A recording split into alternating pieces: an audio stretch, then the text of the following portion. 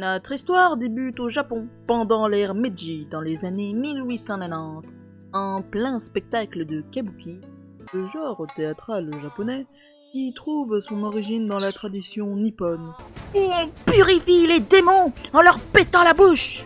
Nous sommes en compagnie d'un homme éradicateur d'entités paranormales, qui travaille en tant que lutteur dans une cage aux monstres. Seul désir, éradiquer sa foule d'admirateurs dans une folie meurtrière avant de mourir.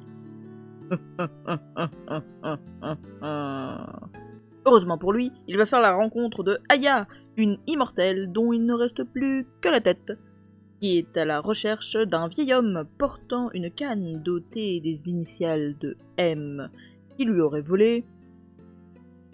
Bah, tout le reste, quoi.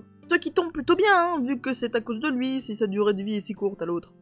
Du coup, direction la région de tous les mystères et de magie noire, l'Europolis. Notre nouvelle petite équipe atypique, dotée d'une tête de femme, d'un homme tatoué et d'une maid, profiteront de leur temps libre pour résoudre des enquêtes mystérieuses comportant souvent des créatures surnaturelles. Et comme j'en ai rien à faire du cas de la Plums, direction London Bridge. À Londres se prépare un terrible crime. Un meurtre? Un serial killer? Un complot mondial? Un vol. Bouh! Mais pourquoi vous allez dans le trash aussi? Voler le joyau de la reine. Non, c'est faux, c'est un caillou normal avec des inscriptions dedans. Et nos voleurs sont tout simplement le fantôme de l'opéra et Moriarty.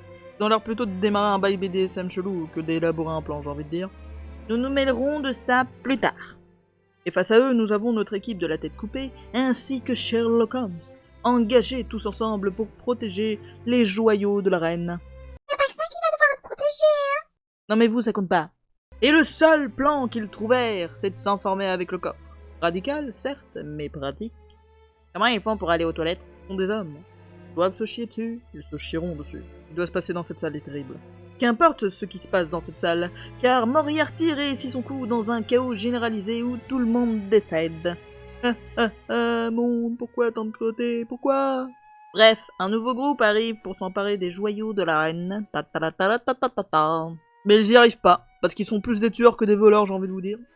Et c'est ainsi que nos héros découvrent l'emplacement de la cache au loup-garou. La forêt des crocs. La forêt des crocs, sérieusement. Ouais. La cachette au loup, ça serait pas passé aussi, non?